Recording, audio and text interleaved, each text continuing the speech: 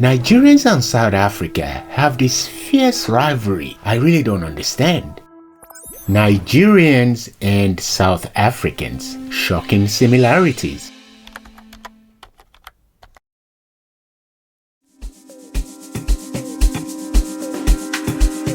We're here to support Bafana Bafana. To show support is the most important thing. So if you show support, they will perform and they will make us proud. Go Bafana! Both countries are 100% passionate about football.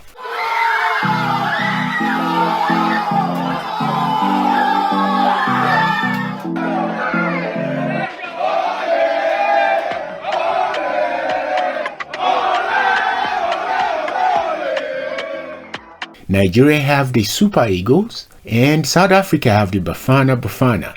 And when these two nations clash in football, oh my God, it's just crazy. We love our 7-color food, not jollof rice. Do this was Bafana, bring the trophy. Pele once said, the more difficult the victory is, the better the happiness will be in the end. So good luck to Bafana and sorry in advance to Nigeria.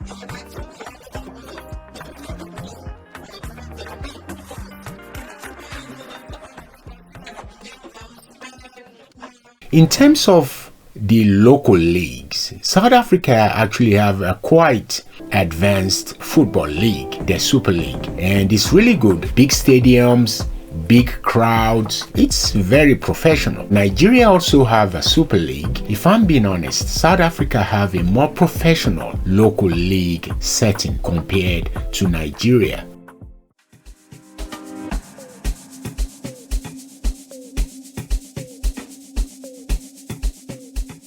In terms of the national teams, I would say Nigeria is a shade ahead of South Africa. Nigeria have a lot of internationals. South Africa have had internationals in the past, but not as much now compared to Nigeria. And Nigeria, as we know, have won so many trophies together as a national team compared to South Africa. On the international football, I will give 1 point to the Super Eagles for the strength of the national team, and for the strength of the local league, the Super Leagues, I will give 1 point to South Africa.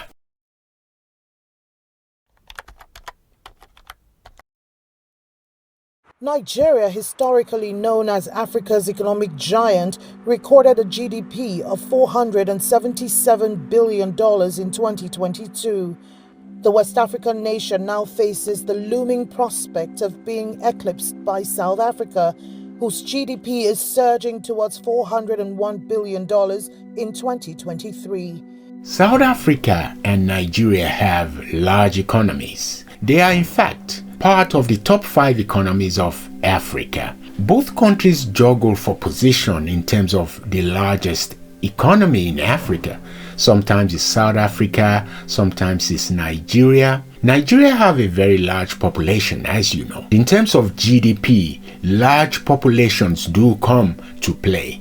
So on the longer run, I'm kind of thinking that Nigeria might have an edge. In this regard, I would say 1 point to Nigeria and 1 point to South Africa, because they both juggle for position as to who is the largest economy in Africa.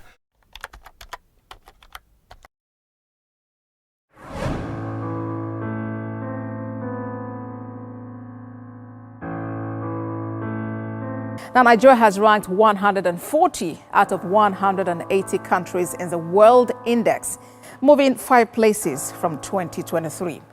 Let's be honest, both countries have issues with corruption. There's no doubt about that. And I think this is one of the things that is drawing both countries back.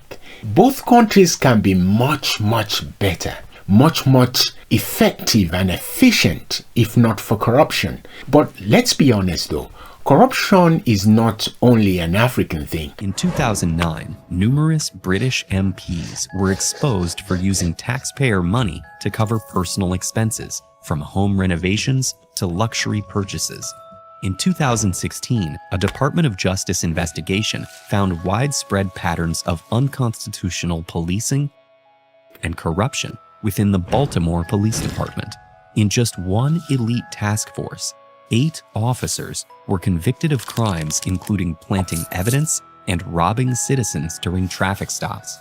Corruption is all over the world, but it's a matter of how you deal with it. We probably have to have better mechanisms of dealing with corruption. We have to have better laws, better implementation of our laws regarding corruption, so that anyone that engage in corrupt practices know that there is a price they might have to pay. In terms of corruption, 1 point for Nigeria, 1 point for South Africa.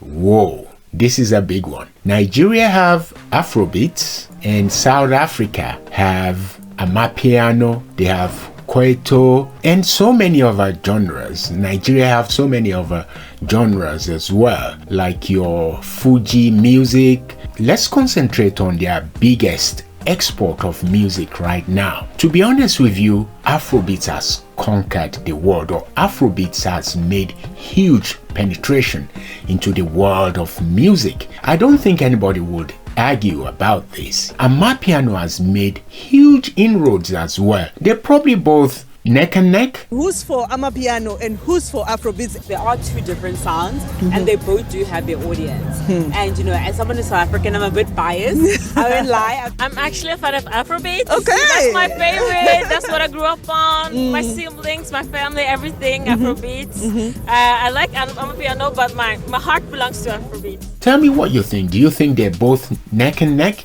in terms of global penetration? Perhaps if you look at the numbers, you might say Afrobeats is edging it. Afrobeats, it's everywhere, all over the world. Afrobeats versus Amapiano. I'll give Afrobeats 1 point. I'll give Amapiano half a point.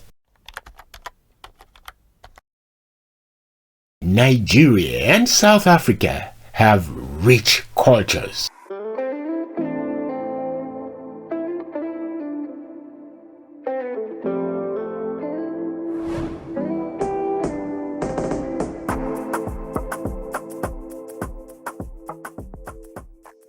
In Nigerian culture, is very colorful, is very out there. They have really beautiful cultural dances. They have really beautiful, rich cultural arts, and so do South Africa. You want to see the Zulu dance, for example. Ooh, it's beautiful. Both cultures are rich in ornaments, they're rich in jewelry. When you see these colorful local beads, it's beautiful. And in South Africa, they have this headband all with beads, very colorful, and so they're both rich in culture, they're both rich in tradition. To be honest with you, for both sides, I would say 1 point for Nigeria and 1 point for South Africa. Both countries are more similar than you think. Diplomatically, both countries get along really well. So if you're out there on the lower level and just fighting each other, it's a waste of energy, to be honest. See you in the next video.